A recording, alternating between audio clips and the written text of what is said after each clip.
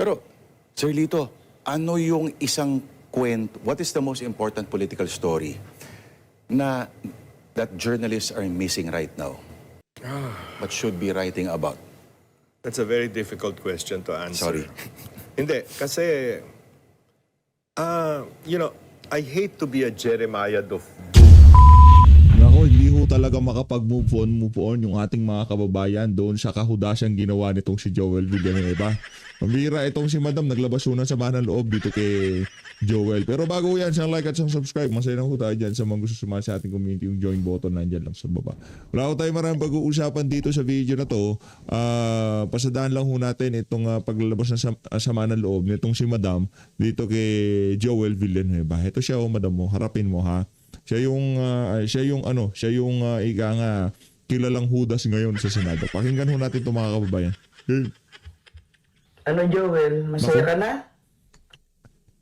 Yung ano ni Madam, yung tirada niya para siya naninirmon ng anak. Ano, masaya ka na? Masaya ka na ba? Masaya ka na? Ligtas ka na? Ligtas ka na? Hindi ka na ikukulong? Naku po. Grabe ang ginawa mo sa epekto ng church. I've been in the church since I was 18. Naku. Magsi-65 na ako. Pumunta lang ko rito sa UK kaya ako na-stop ng pag-attend dyan. Pero lagi kong binibida ang JIL Church. Sabi ko, one time babalik ako dyan. Kasi yan ang church na nagbigay sa akin ng spiritual uplift. Yan. Ngayon, ano ang ginawa mo? Sabi nga nila, Camille at Marcoleta, masahol pa sa Judas yung tatalikod sa kanila. Ano ginagawa mong, ano yung sinasabi mong magtatrabaho na lang, magtrabaho? Iba yon. You're the one who started exposing the corruption years ago. Humanga ako sa'yo nun. Pero ngayon, nasa na? Kaya nga di ba binibida niya na ako ang nag-bulgar ng korupsyon na yan. Tapos ganyan yung mga kasama niya, gusto pang ilabas ang katotohanan. Bigla naman siyang tumiklop. Pambihira talaga tong si Judas Joel Villanueva. Totoo man yun o hindi, nabahag ang buntot mo. Mas masahol ka pa kay Judas. Ngayon, sabi ko, ng araw na nakita kong bumaliktad ka, niyakap-yakap mo sila Risa, Hontiveros, sila, yung mga minority black dati, kay Jetchalian Black, nangilabot ako. Second time, napaiyak ako. Unang napaiyak ako yung time na dinakip si tatay, dinala sa ICC si Tatay Digong. Heto yung pangalawa, napakasakit. Bilang born-again Christian, nakakahiya yung ginawa nyo. Ewan ko kung yung sinasabi ni Brother Eddie na sundin mo yung konsyensya mo. Sabi ko, okay to. Okay Kasi yung yan. sinasabing konsyensya, in your heart. Pati ako, di ba, akala ko, okay itong banat na to ni Brother Eddie. Naklanto ko, yung palang ama niya nagsabi sa kanya na traidorin mo, hudasin mo yung mga kasama mo sa Senado, pambihira. Kung ano yung tama o mali. Hayagan yung pagnanako ng mga buhaya. Kaliwat kanan, up and down, mga maletagan, halatang halata yung pagnanakaw, kitang-kita mga mata natin sa mga ginagawa nila, sa sinasabi nila, sa mga ebidensya. Hindi kami tanga para hindi namin maramdaman yung talagang pagnanakaw sa kaban ng bayan. Joel, alam mo yan. Kasi natatandaan ko, years ago, ikaw unang nagsiwalat niyan, nag-expose ng nakawan. Pero siguro, siguro dahil sa, I don't know if you're involved now in the corruption, siguro not in Maleta Gang, maybe sa mga maliliit na corruption bilang senador, or baka natakot ka na ikulong ka, natakot ka na mamagshot ka. Alam ng mga tao, pagka kinulong ka, pinakita yung mugshot mo, we know na hindi ka gano'n, na hindi ka isa sa kanila, magiging hero ka parang si Jinggoy. Mm. Alam namin yan, kaming mga mananampalaya ng JIL, alam namin yan. Oo. Pag kinulong ka, you're not guilty. You're not guilty. Kasi ano pa yung tipong lahat na nga ng allegation ibinato na sa'yo. Meron na nakahandang kaso. Pero naniniwala pa rin kami sa innocence mo. Pero dahil dyan sa ginawa mo na yan, kahit kapatid ka sa pananampalataya, hindi nagustuhan yan na marami sa ating mga kababayan. Pero if ever man kung sakali mang kinulong itong si Joel Villanueva, nako, isa ho tayo sa mga nagtatanggol at naniniwala tayo. Yung mga nambabash ngayon sa kanya sa mundo ng social media, yun din ang mga magtatanggol sa kanya. Di ba? Itong si Madam ang magtatanggol sa kanya. Kasi meron na hong meron ng pattern. Meron ng pattern mula sa KOJC kay Pastor Kibuloy dahil hindi nila mabili SMNI, pinahiya, ginulo nila yung simbahan niya, yung mga kongregasyon niya, kinulong siya, di ba? Dahil hindi siya mapasunod. O kagaya dito kay Senator Jinggoy Estrada, Senator Dante Marcoleta, dahil hindi mabaluktot yung mga yan, kaya yan hong kinahinatnan. Dito kay dating Pangulong Rodrigo Duterte, meron ng pattern. Na kung saan pagka kinulong ka dito sa administrasyon na to, imbis na ikahiya mo, ang dating parang dapat kang maging kasi linalabanan mo yung kalokohan Dapat ang dating parang karangalan pa na itong bangag administrasyon na to ikukulong ka. No, sa mata ng ating mga kababayan isang napakatinding sakripisyo noon para siya yung pinaglalaban, prinsipyo at paninindigan. Pero yung ginawa na yan ni Joel Villanueva, hindi ko natin makakalimutan yan. Sinasabi ko sa inyo, kung sakaling tumakbo si Joel at itong si Jinggoy, masikakampanya ko po si Jinggoy Estrada sa inyo kung sakaling kulang yung kandidato natin. Diba? Kunyari, 10 na yung kandidato natin, nandiyan nakapasok na lahat. Sila Atty. Vic,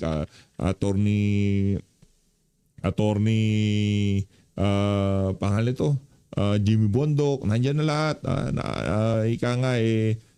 Ipapanalo na sila Senator Bato de la Rosa, di ba? O re-elections pa. Panalo. Tapos na pala si Sen Bato. Sa susunod pa yun, midterm election ni VP Sara pa yun. Kaya, kasi kakampanya ko pa sa'yo yung mga nanindigan ngayong mga panahon na to. Ano nangyari? Kahit pa sabihin may kasalanan ka, may sangkot ka sa konting nakawan, okay lang. Kasi nanalig ka, sumang-ayon ka sa nakararami sa mga Pilipino na naniniwalang merong kahayupang nangyayari sa kaba ng bayan. Ngayon, ano ginawa mo? Yung spiritual leap na nasa akin dati, ngayon nawala. Though I'm still attending Christian churches, pero not JIL anymore. Ilang dekada akong naniwala. Ewan ko lang yung mga hinti Brother Eddie na sinasabi niya, sundin ang konsyensya. Sabi ko, okay to Kasi sinasabing konsyensya, alam natin kung ano yung tama o mali.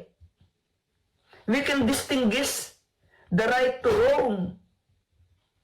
Ano ginawa mo? Naduwag ka or baka sangkot ka, pero it doesn't matter kung nasangkot ka man sa mga konting nakawan, maliliit na halaga lang, okay lang, mapapatawad ka namin. Kasi hindi ka naman na-mention sa maleta Maleta. Kung sakaling man sinasabi ko naman sa inyo, kung sakaling merong problema na talagang si Alcantara pinagpipilitan at itong mga Alcantara na to ay nakakulong, ginagamit ng pamahalaan ngayong mga panahon na to, doon masasabi natin na talagang panggigipit yung ginagawa kay Senator Joel Villanueva. Ngayon, kung sakaling kagaya ng nangyari na to, biglang tumigil yung kaso sa kanya, yung hinug na yung kaso kay Joel Villanueva, hindi na ituloy. Masyado hong halata na talagang tumiklop siya. Trinaydor niya ho talaga yung mga kasamahan niya.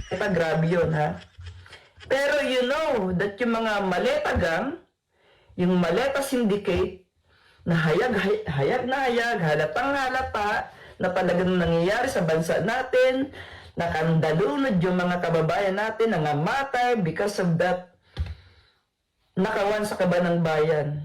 Hindi ginamit sa flood control. Alam niyo yung flood control, isa lang yan eh. Tip of the iceberg, marami pa yan. Ngayon, si Bangag, binibenta na isa-isa yung pag-aari ng gobyerno na iya, kung ano-ano man yan. Alam mo, 2 years, I cannot wait anymore for the 2 years kasi magiging sorry state na tayo. Wala ng perang kabanang bayan. Joel, nangihinayang ako sa'yo because this is your time na makilala ka bilang isang bayani, makabagong bayani. Si Jinggoy nga, di ba, alam natin yung mga nakaraan niya. Though he's not that madasalin, he's not really involved in the church. Pero kita mo, ano ang tingin ng taong bayan sa kanya ngayon? Isang makabagong bayani. Nanindigan, no? Hindi naman doon sa point na makabagong bayani. Nanindigan siya prinsipyo at ika nga doon sa kanyang pinaniniwalaan na talagang yung ginawa nila dapat na yon para ma-expose kung sino nga bang mastermind sa mga maanomalyang flood control projects. Mantakin niyo ho, assistant committee pa siya ng ng Blue Ribbon Committee. Assistant ang tawag doon yung presiding officer, assistant presiding officer, parang gano'n eh. Vice chairperson eh yun. Di ba ginawa po siyang vice chairperson? Kasi nga, wala siyang takot at alam niya na malinis ang konsyensya niya. Ito si Joel Villanueva, sa tingin natin, hindi talaga malinis ang konsyensya nitong mama na to. Meron talaga sabi to sa flood control. Kaya kung sakali mang meron dapat makulong, sa tingin natin, una yung mama na yan. Kasi nanindigan siya sa tama. Ang galing talaga ng Panginoon. Yun naman sa Biglang si Bay yung pumasok dito. Kasunod pala ng kamay. Pero Tuloy na natin si Bay, tuloy kita na natin. mo, ano ang tingin ng taong bayan sa kanya ngayon? Isang makabagong bayani. Kasi nanindigan siya sa tama. ang galing talaga ng Panginoon. Yun naman masasabi ko. Ang galing ng Panginoon talaga. Oo, ang galing. Ang galing talaga eh. I'm so amazed. This is the work of God and not of men. That I am sure. Sigurado ako. One, lumabas talaga yung mga trapo, yung mga walang prinsipyo. Lumabas talaga. Nakitang-kita natin ngayon kung sino yung hindi natin maasahan na alamin ng katotohanan. This is the worst corruption na nangyari sa Pilipinas. Pinaka. As in, pinaka-corrupt na pangyayari sa Pilipinas. Trillion. Yet, etong BBM senators ay pilit na pinagtatakpan. Nakita na natin ang tunay na kulay nila. Yung may mga pangarap na maging presidente dito, sobrang umekis kayo sa taong bayan. Maniwala kayo sa hindi. Yung mga ginawa, itong mga pangyayari na to, talagang nilantad lang ng ating Panginoon kung sino at kung anong klaseng politiko itong mga BBM senators na to. Even yung nagkiklaim ng Lord, Lord, why hindi ako saved? Ayan, kitang-kita na natin. Second, importante na malaman natin ito. Dito din lumabas po kung sino talaga ang nakikipaglaban sa bayan. Oo. Ito talaga yung kahit anong mangyari, kahit makulong pa, kahit magkaroon pa ng matinding pagsubok at pag-uusig, ay nanatili sa prinsipyo. Lumabas ngayong panahon na ito. Sabi ko nga sa inyo hindi porket nakita ninyong nakulong, para bagang guilty na siya. Hindi. Nagkataon kasi non-bailable. Tingnan ninyo, eventually mapapalaya yan si Jinggoy. Sobrang napahanga ako. Sobra pong napahanga ako sa pangyayari na to. Hindi lang po sa kanya, pati ho dito kay Cayetano. Sobrang inangat siya ng Diyos dito sa pangyayari na to. Sobrang matindi yung pag-angat ng Diyos sa kanya dito. Ako, nag-o-observe ako sa kanya social media. Grabe. Grabe yung pag-angat niya dito at sa paninindigan niya. Si Marcoleta din. Palakpakan din natin. Lampakan natin, Marcoleta. Si Marcoleta, ang isa rin ho sa mga sobrang nakitaan natin ng pakikipaglaban talaga na hindi umuurong. Marami pa po dyan. Robin, kahit si Amy Marcos nakita natin At iba pa. Now we know kung sino talaga ang nakikipaglaban sa bayan natin. And we must admit, sometimes nagkakamali tayo. Sometimes nagkakamali tayo ng perception sa isang politiko. Pero ngayon, through the hand of God moving in our country, pinakita niya sa atin kung sino talaga ang para sa bayan. Kaya, wag mo tayo malulungkot. Ako, happy ako Sabi ko, grabe itong mga nangyari na to. Dito talaga, we cannot deny the hand of God working in our country. Huwag kayo mag-alala. Alam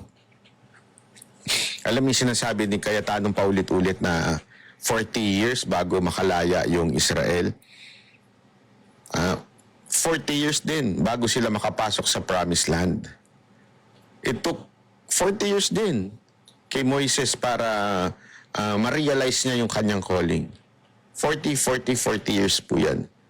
Ayan po ang sabi nga nila yan po ang simbolo ng perfection. 40 years. Learning mga matututunan.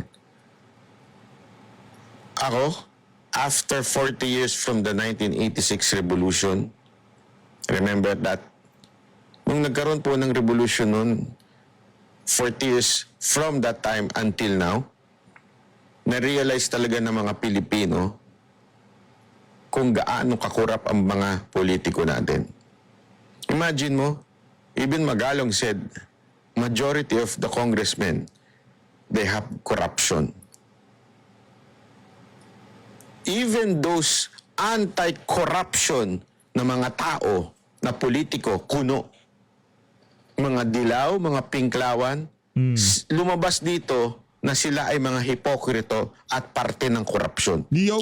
They are only shouting against corruption pag yung kalaban na nila ang naupo. Pero pag kakakampi na nila yung naupo sa leadership ng gobyerno, yung Mangungurakot pagiging na yan. anti-corruption nila nawawala na. Once again, lumabas ang totoong kulay ng mga pinklawan at dilawan. Even the left, can you just imagine, the left receives male-maletang pera. Pero they're fighting against corruption. Can you just imagine that? Pati yun, na ilantad after 40 years from the EDSA revolution. Now we know kung ano ang tunay na kulay nila at kung sino talaga ang tunay na nakikipaglaban. Kaya sa tingin ko, we are successful in knowing the truth. Maraming salamat po. Ako po si Banat Bay. Na yun, napakaganda ng mensahe na yun ni Banat Bay, no? At least, di ba, nagkaalaman na, naglabasan na ang tunay na kulay nito mga walang yang ipokritong politiko na to. Sigurado ho natin dito, mga kababayan, si Joel Villanueva, isa siya doon sa maiingay pero behind the scene, isa ho siya sa mga garapal pagdating sa kalokohan sa pamahalaan. Yung, dito tayo kay Sherlito Banayo. Yung. See and asks, where do we go from here? Lito Banayo. Sir, magandang gabi po, sir. Magandang gabi sa iyo, Lord, and thank you for inviting me. Salamat po. Nagkausap lang tayo sa phone dati, no? Yung binalita po ninyo na may nangyayaring meeting doon sa isang casino at mukhang yung Opla na tinatawag na, ano ba ito? Noel. Conas. Conas pala, sorry. Pero pupunta po tayo doon mamaya, Sir Lito, no? So, ano ang nagkukumbinsi sa inyo, sir, na lahat ito ay estratehiya lamang para ma-divert yung attention po natin, sir? Kasi, 2 years down the road, tapos na yung term ni Presidente Marcos. Unfortunately, it's been one of the most controversial presidencies in the country. Instead of redeeming, as it was hoped for, redeeming the name of the family, the father especially, anong nangyari, got embroiled in so many controversies.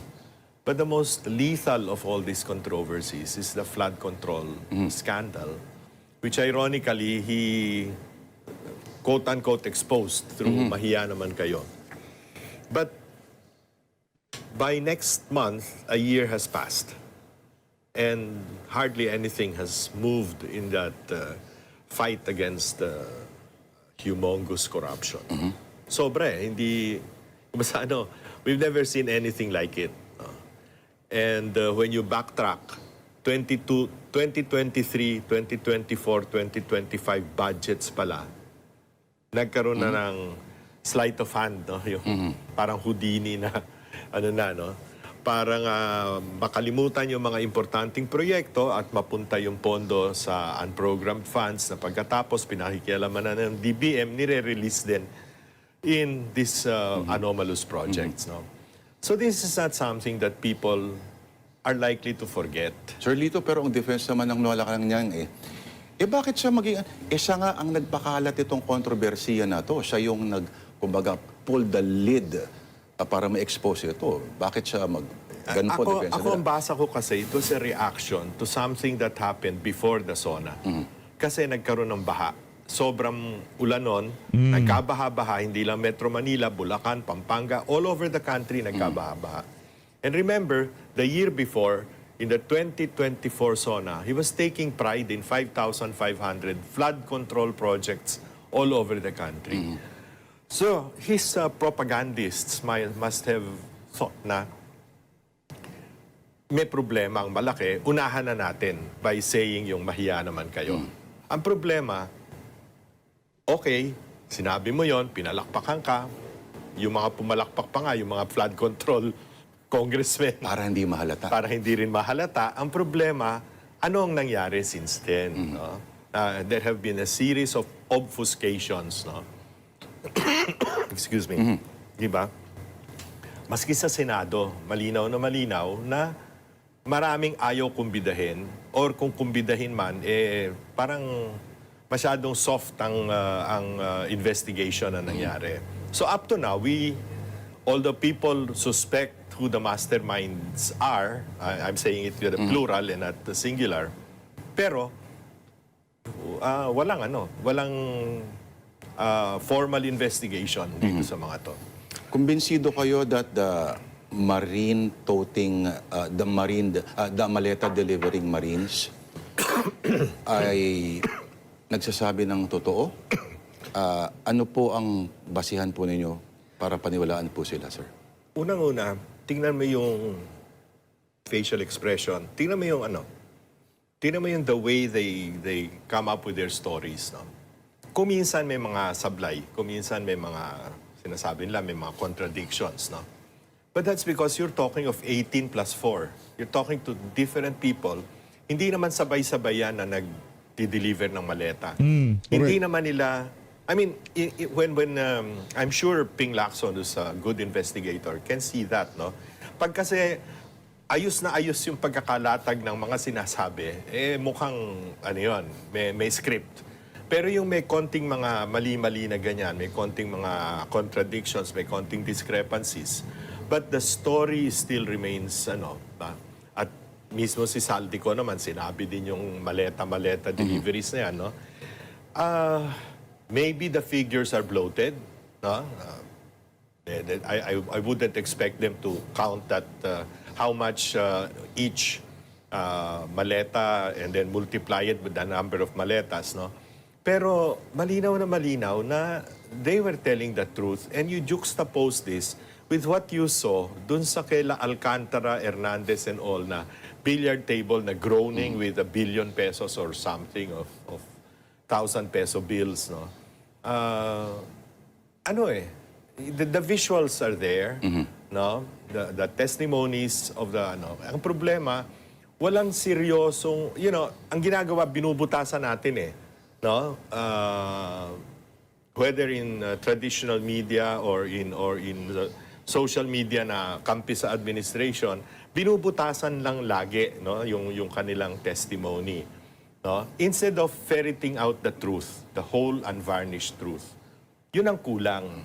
At yun ang hinihintay ng tao, ang tingin Correct. ko. Kasi sila ang apektado eh. Ano pong pananaw ninyo kay Win Gatchalian as Senate President? Wala nang follow-up doon sa 18 Marine. Diba? Dapat ang susunod na tanong doon, sa tingin niyo ho ba kailangan talagang ipagpatuloy ng Blue Ribbon Committee sa pamumuno ni Erwin Tulfo ang pagdinig sa mga Marines na yan? Dapat yun ang follow. Ito naman si Sir Lord eh. O ikaw na pumalit ka, PH update. Magaling ka pa kay Lord de Vera. Hindi. Kasi nabitin lang tayo doon sa ano. Tingnan natin kasi Win Gatchalian, tingnan natin kung papalo upan A niya. good guy. He probably among the senators, he would be very qualified to mend fences between the two warring camps right now. No, the problem arises in the handling of the impeachment trial. No? Because not being a lawyer, I mean, he's bright, he's sharp, but presiding justices or presiding judges of a trial requires legal know-how. Baka yun ang kulang, yun ang problema. Hindi naman pwedeng maglagay ka ng abogado sa likod niya no, para sa committee hearing, di ba? Hindi naman pwedeng gano'n, nakakahiya naman yun, no? So, I guess that's the reason Yung why sila Vince some Dizon, of them... binubulungan si Bongo. Mabuti, At si Frank Drilon, kunyari, wala nakikita. di ba? So, yun ang problema, no? So I guess that's the reason why sila mismo, some of them, have been suggesting na si Cheese Escudero ang mag-preside. Maganda ho bang optics yun na si Cheese Escudero ulit? Ito ba ay... Wala naman silang choice eh. Ito ba ay redemption time or... Hindi sa ganon, Lord, no? Before the program, I checked nag-Google ako nung the senators that I first elected. No? When I was quite young, when 21 pa noon ang Okay. para kang magiging botante, no? 1946 ka pinanganak, so bumoto ka ng... Yeah. Maganda-ganda pa ang mga pagpipilian nun. Lahat sila abogado. I see. Lahat sila abogado. Yung tinalo nila, mga bar top notchers din lahat. No? Ang mga tinalo nila, Tecla San Andresiga was the first woman bar top notcher. Kung sino-sino no? Juan Liwag of Nueva Ecija, no? Ganon. Ngayon, lima ang abogado. 3 nandun sa side ni Alan Cayetano. Ang talagang may extensive trial experience lang dyan, si Marcoleta. Di ba? So, Yung dalawa, I mean, nasa kabila, si Kiko at saka si Cheese, no? Si Cheese medyo may trial experience. Yung bata pa siya before he entered politics, no? Pero alam ko, hanggang piskal lang. No? Hindi pa umabot sa talagang full-blown trial, no? so yung hirit ni Marcoleta na, wala ka kasing legal training. May konting... Totoo naman yon. Medyo hindi lang, medyo... Maganda delivery, ang pero... pagkakasabi. Pagkakasabi. Alright. So that is a big problem. Binabanggit pa palagi na ang memorya ng Pinoy ay Maiksi. parang buhay ng mayfly. As a strategist, how do you play that to your advantage or to the client's advantage? Well, I think that's what government is doing right now. No? Marami namang, una-una, ilan na ba ang naging press secretary sa atin? 5 in 3 years, no? Acting pa yung hanggang ngayon. Acting pa, oo. In fact, siyam sa kabinete ngayon, including the ES, is still acting, di ba? That's 40% of the entire cabinet. No? I mean, can you imagine that? Something like that. But anyway, alam ko meron silang mga consultants, isang Kano, 2 Europeans, no? Parang pre-snap elections. Oo. Tapos meron pang veteran marketing guru, no? Na nandoon din, no? Pero nagtataka ako bakit ganon. So, Sa lagay na yon, may mga consultants pa sila. Oo, may mga consultants. So, parang ang nakikita ko nga is parang every time may problema, anong takip dyan, anong gagawin natin, everything is reactive.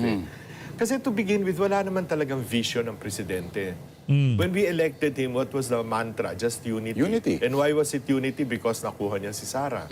No? And nag-break na yung unity ngayon. O ano, may vision ba? Anong vision natin? 20 peso rice, which was a stupid promise to begin with because it defies the laws of economics. I mean, nag-NFA ako ng 2.5 taon. No? Naiintindihan ko yung bigas. No? Diba? At sabi mo, what? Wala ho talagang vision. Ang vision nila meron naman. Pagdating sa ekonomiya at ikakaunlad, ikakabuti ng pamumuhay ng mga ordinaryong Pilipino, siguro wala sila doon. Pero pagdating sa pagnanakaw, anak ng tao ka, lahat ng ideya, lahat ng vision meron sila. O pwede yan, DPWH, Department of Education, BIR, Custom, dyan sila. Yung vision nila talagang mga idea nila out of this world. Ang program appropriation, pababahain natin ng pera yung mga congressman para hindi mag-ingay. Di ba? Ang galing. Policies sa kolo mo, parang natatakot daw siya na baka isusunod sa kanya. Yun ang kain. Likely, kung ganon ang mga Babalik ang na rin. ratings, ano, babalik na rin daw lahat ng mga in-effort niya. At alin doon. Okay. Pero, Sir Lito, ano yung isang kwento, what is the most important political story na that journalists are missing right now? But should be writing about? That's a very difficult question to answer. Sorry.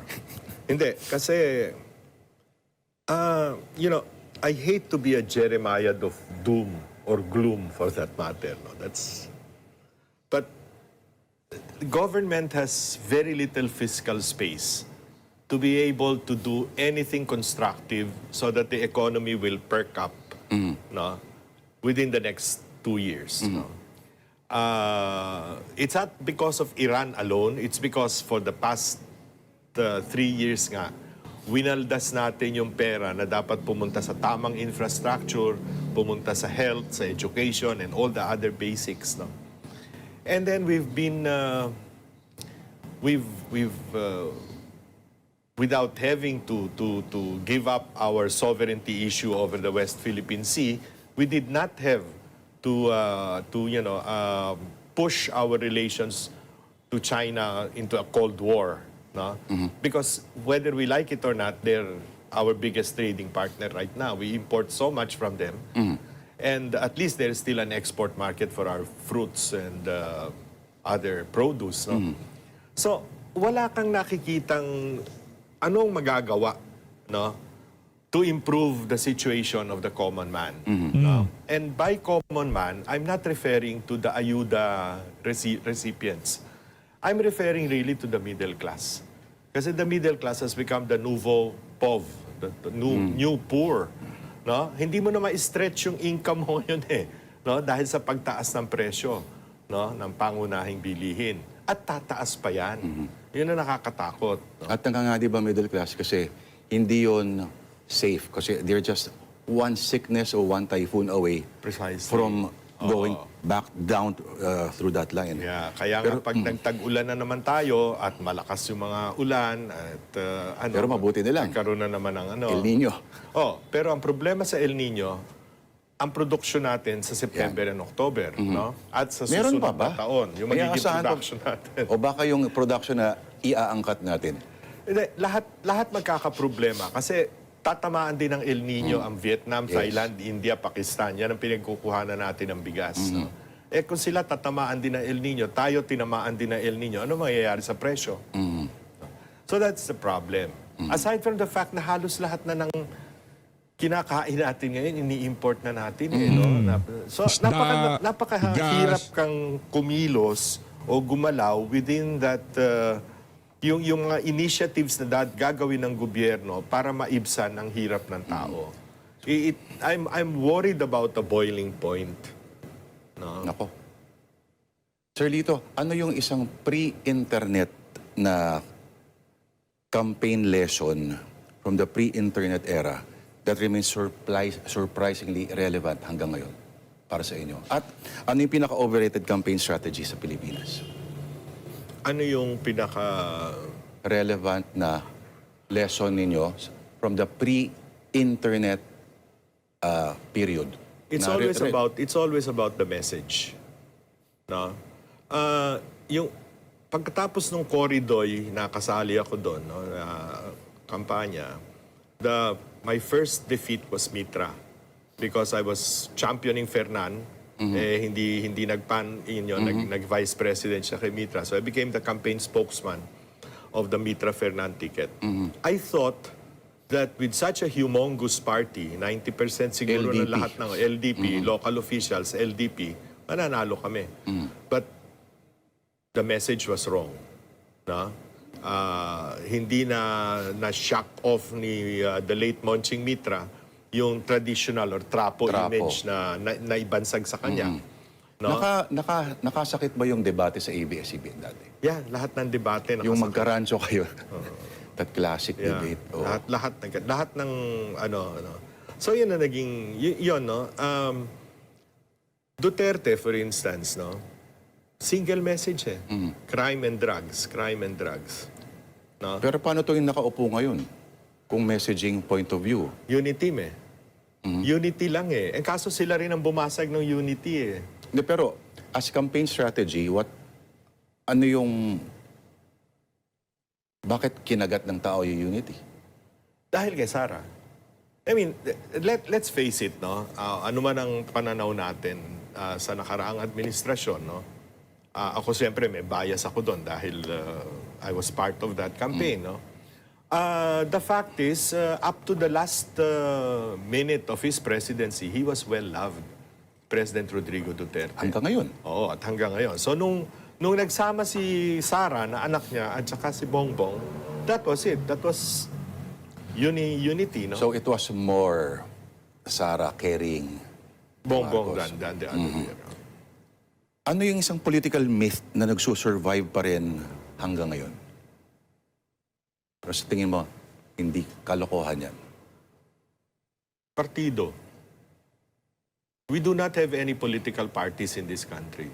They're only flags of convenience for personal ambition or oligarchic vested interests.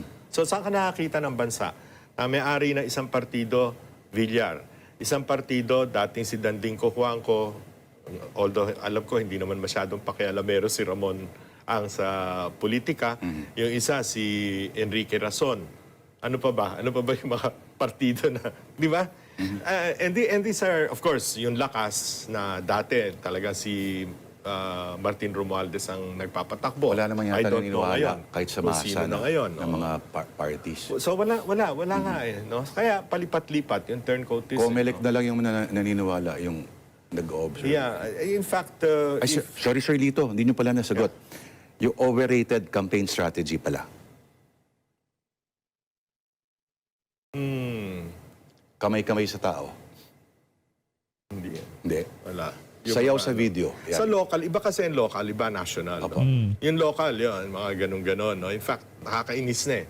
No? Yung sa local, na mapasayaw-sayaw, mga pa ako, anong mga kalokohan ginagawa. Pero sa national, di ba may sumasayaw pa rin? Meron pa nga sumabog ang ano eh, no? yeah. Pero yun na nga, these things, para masyado nating minamaliit ang utak ng Pilipino eh.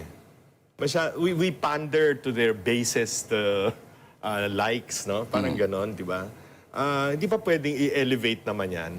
No? And in so doing, hindi ka naman mawawala ng popularity eh. I mean, give an example. An example, for instance, is Ping Lacson. Di ba? He never danced, never sang, never anything. Napaka-dour, napaka-seryoso kung magsalita. Pero, ano pa rin? Hindi pang presidente, pero pag senador, mananalo at mananalo pa rin, di ba? Di ba? Yun eh. But yun sa presidency, ewan, talagang destiny yan eh. You know, nung January 8, 2015, pumunta ako sa Davao para kausapin si Digong, Mayor Duterte. Ang nag-usap lang sa lamesa, si Sani Dominguez, Bingbong Medialdea, Bebot Alvarez, Bongo, and myself. With the mayor. And ang explanation ko sa kanya was simple. Kako, subukan mo kako.